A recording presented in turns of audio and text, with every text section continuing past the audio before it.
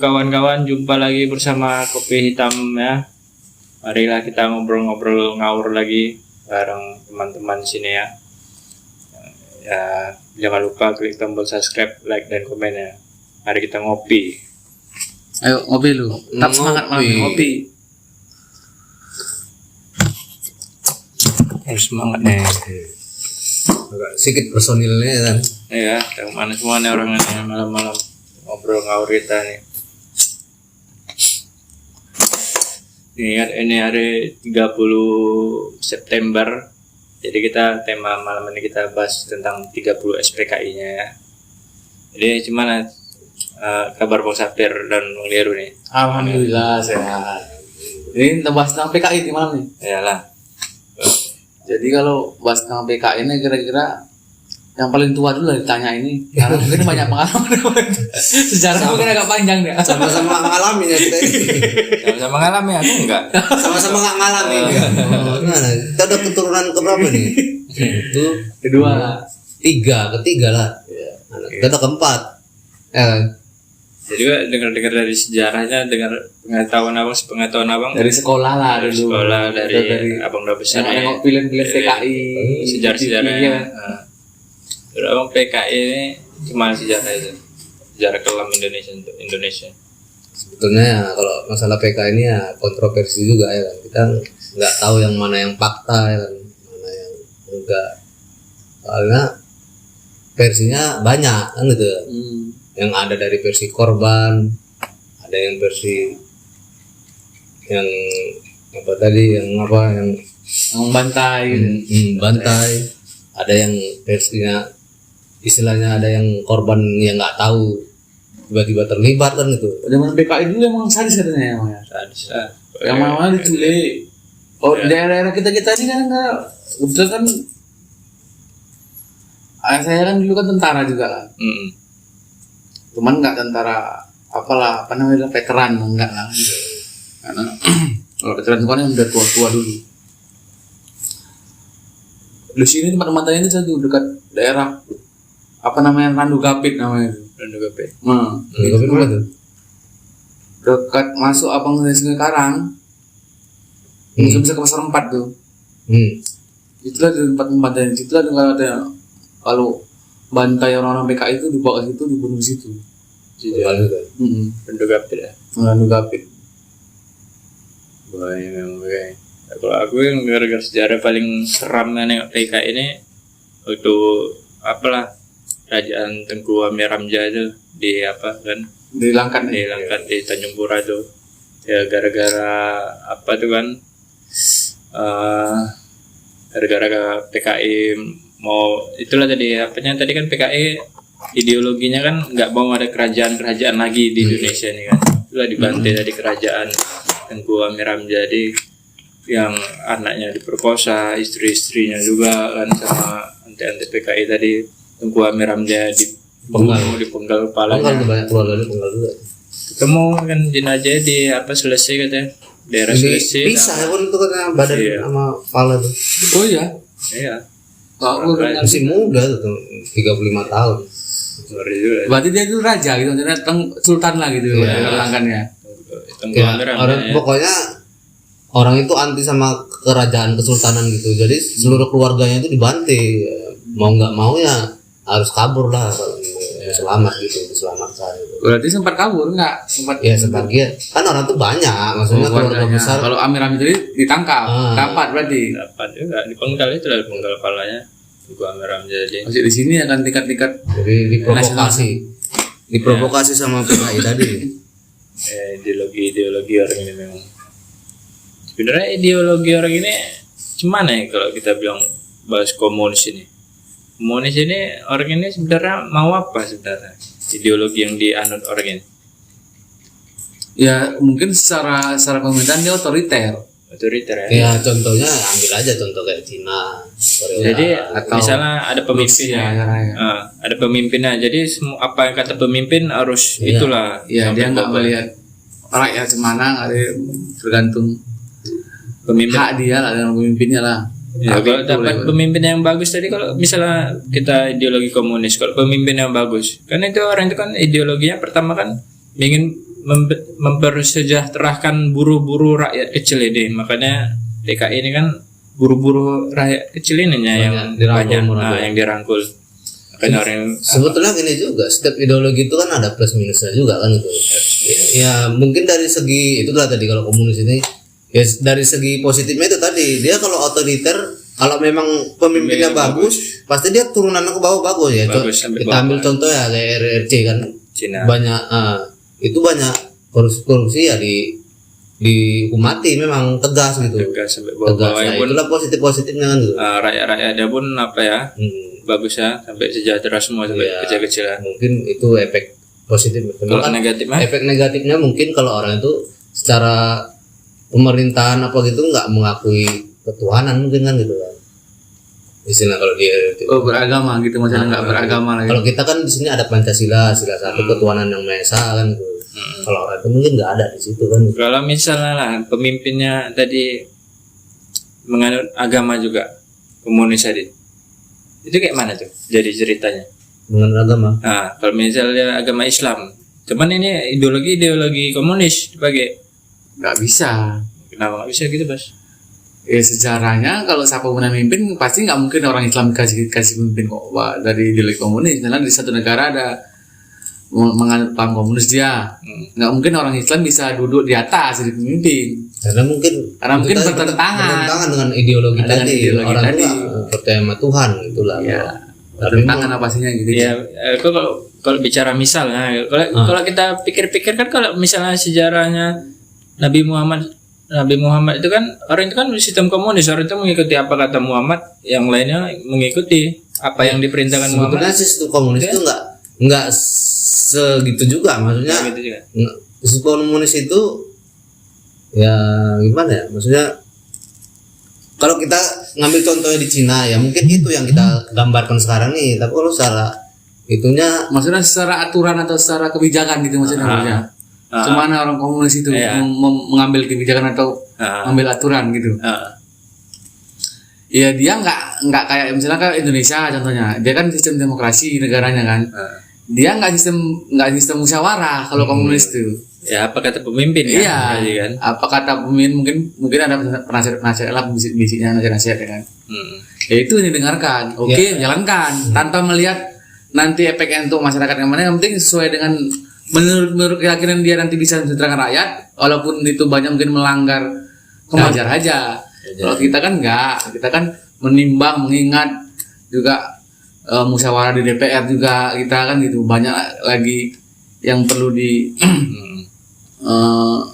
disetujui kan gitu dari tadi orang-orang maksudnya cuma tadi perwakilan kita kan. kalau Nabi Muhammad yang mana tadi? Ibaratnya kan pemerintah yang diapai Muhammad itu kan ibaratnya macam komunis gitu Sejenis dia, gitu. sejenis gitu. Cuma kan dia gini Pis, kalau kekalipan dulu itu kekalipan namanya. Kekalipan dulu dia ada landasannya berdasarkan agama. Jadi aturan-aturan itu kan dari Al-Qur'an gitu. Iyalah. Ya ada landasan kuatnya. Udah pasti di situ kan yang baik-baik kan gitu kan. Iya, cuman Nah, itu tadi kalau aku balikkan tadi kalau pemimpinnya tadi misalnya Islam lah gitu. Memang ini kita nggak bicara yang di sana-sana memang orang itu nggak menganut apa-apa. Cuman kita menganut Islam itu pemimpin kita tuh memang terus? kuat, memang untuk kebaikan. Berarti kan bagus untuk apa tadi? Ya cuma kan itu pahamnya nggak komunis jadinya kan gitu. Jadi nggak komunis dia kan. Pahamnya berbeda bicaranya. Iya kan, betul kan? Jadi nggak komunis. Cuman caranya kan Caranya itulah tadi sisi positifnya itu ada bisa diambil kan gitu sisi positifnya. Cuma tadi efek negatifnya itu kadang orang nggak mau menerima kan gitu lah. Jadi tadi lah. Mungkin kalau di kita, kalau di bangsa timur itu maksudnya nggak berperi kemanusiaan lah mungkin gitu. Kalau di Arab Saudi sana kan sistem kerajaan. Ya. Itu bukan paham komunis juga. Bukan. Ya orang itu kan monarki ibaratnya. Kerajaan Kan ibaratnya sistem kerajaan sama komunis itu kan hampir sama. Beda. Kalau monarki itu kan turun temurun, memang dia darah biru kan gitu. Kalau di sana itu kan nggak ada. Ya siapa yang kuat pemimpinnya ditunjuk, nanti nggak kuat digulingkan gitu ya itu paling. Oh, gitu. Bedanya di situ. hampir sama-sama presiden lah kalau Indonesia bisa diguling-guling. Bisa diguling komunis itu bisa digulingkan. Cuma itu tadi karena dia semakin kuatnya itulah tadi mungkin posisi di komunis ini pemimpin tuh memang betul-betul kuat. Makanya orang tuh sulit waktu memimpin tuh panjang durasinya itu rata-rata. Yang jelas dia kalau sistem komunis bisa sampai seumur hidup dia. Iya, rata-rata gitu. Kayak Korea Utara ya. Korea Utara. Ya, tengok lah kalau Korea Utara paman-pamannya mau dibantai mana. Ya. Ada yang dikasihkan sama anjing yang kelaparan tuh. Mana tuh? Nggak ada durasi waktunya kapan dia habis masa Itu jabatan. tadi selagi dia kuat, Ya, selagi dia masih tahanan tuh. punya power. Kalau misal Korea Utara sama Cina ini kan sama-sama sistem komunis, kenapa itu nggak saling membantu gitu? Ya tetap enggak, masih ada juga Orang itu kerja sama, Sekarang Bang. saling membantu juga. Ya orang itu kan kontranya sama Amerika, sama Barat, kan sama juga. Sama Jepang kontra orang itu. Korea Selatan sama Amerika. Ya.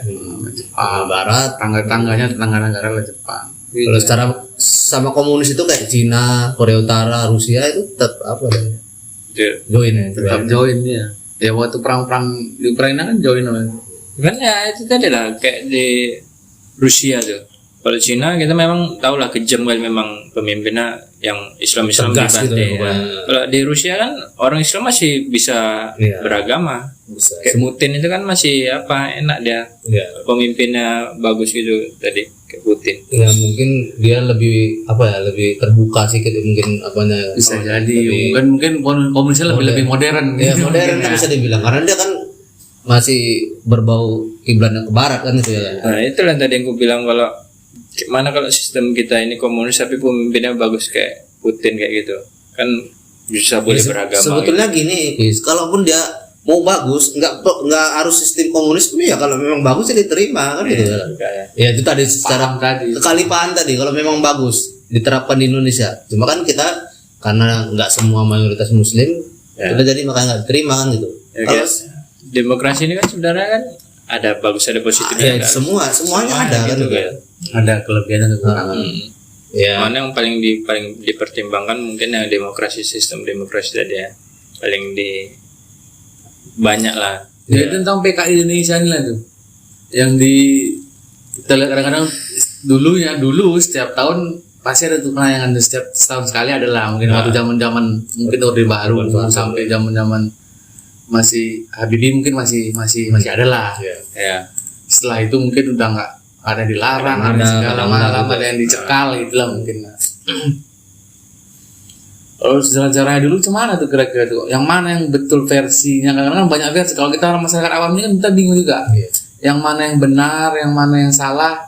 Semua kan mengklaim benar gitu. Kalau di TV itu kok berita-berita itu kita lihat kalau misalnya ada yang narasumber pertanyakan tentang ini, semua Tergantung pro-nya dia. tergantung pro-nya kemana dia.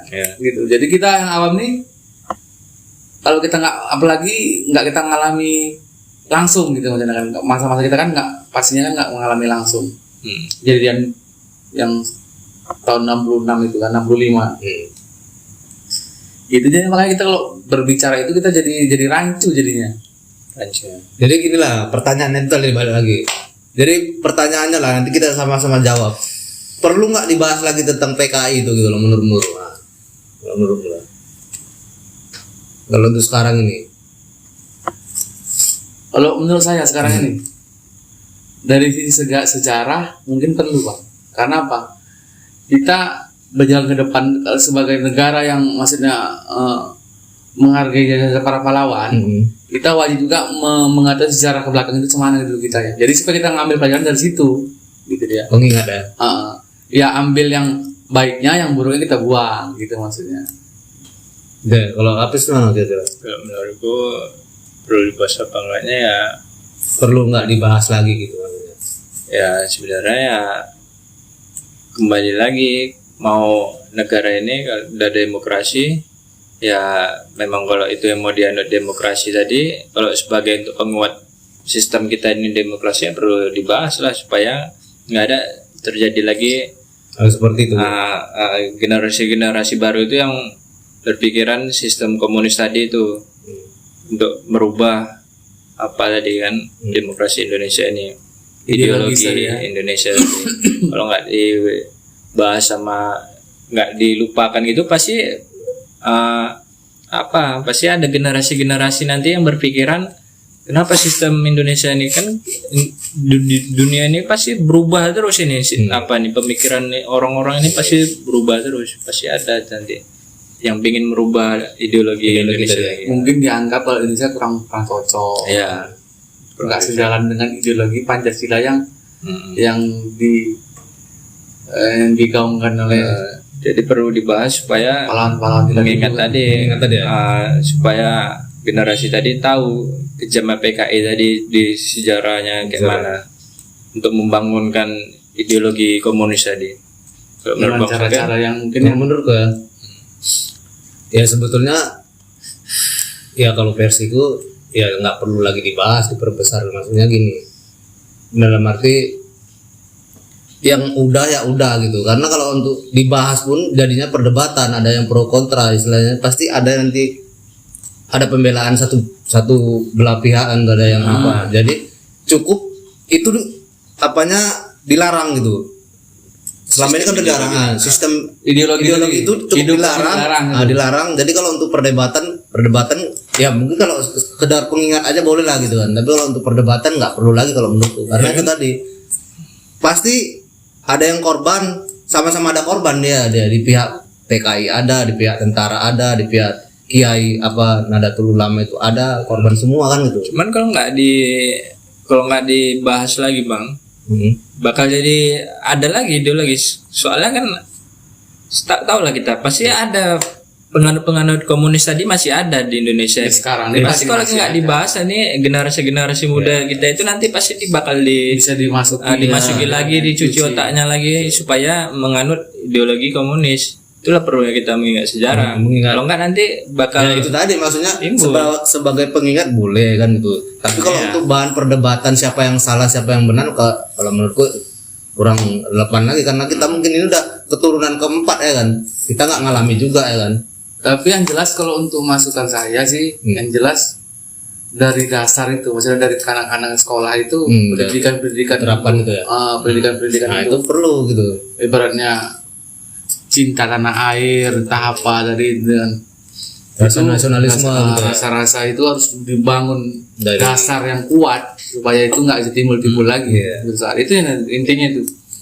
Kalau udah basicnya udah kuat, dasar udah kuat, kita anak-anak kita atau adik-adik kita udah kuat semua dasar-dasar negaranya, basicnya mungkin ya sampai kapanpun mungkin nggak akan bisa masuk gitu. Intinya pemahaman itu ya dilarang lah gitu ya istilahnya. Karena kan emang nampak Ideologi sih itu dari harus saya dilarang gitu ya. dari saya sekolah dulu sampai sekarang pelajaran itu udah mulai kritis, luntur. mulai kritis tuh. udah maksudnya nggak pernah dibahas-bahas lagi Iya. Ya mungkin setiap pemimpin kan beda-beda kepentingan. Emang kan secara dunia berjalannya waktu kan pasti kan lebih lama makin modern kan gitu. Cuman ya emang harus dasar itu emang harus ada dari dasarnya emang harus ada basic kita itu kan. Jadi itulah dari teman-teman pembahasan tentang PKI, betapa kita nggak ada tentang sejarahnya sih. Itulah tadi sistem komunis itu, makanya dilarang di Indonesia itu berkembang ideologinya. Kenapa kurang relevan lah kalau kurang untuk relevan di Indonesia ini ya.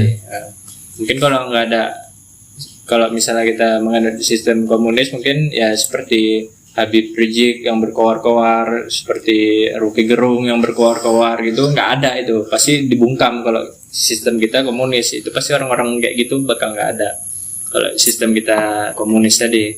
Dan karena ini sistem demokrasi ya, orang-orang seperti Habib Rizik, Rocky Gerung, semua pengkritik itu ada. Jadi gitulah bedanya sistem komunis dan ideologi simpel ya. Kita bebas berbicara lah. Iya. Kalau demokrasi ya. Demokrasi. Jadi kalau ada teman-teman yang berpendapat lain, silakan komen di bawah ya. Nanti kita bahas. Ya, jangan lupa klik tombol subscribe, like dan komennya. Ya, kan? Ya. Mari kita ngopi.